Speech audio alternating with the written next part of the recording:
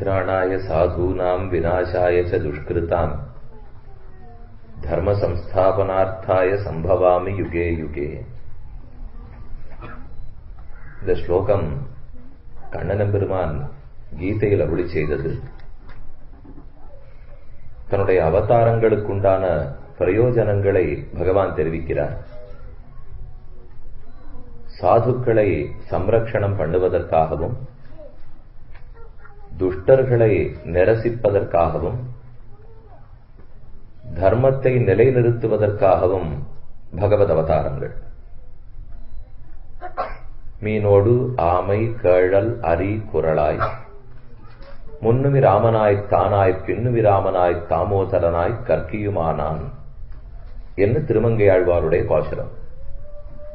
நாம தசாவதாரங்கள்னு முக்கியமாக கொண்டாடுகிறோம். அவதாரங்கள் 10 தான்கிறது இல்லை.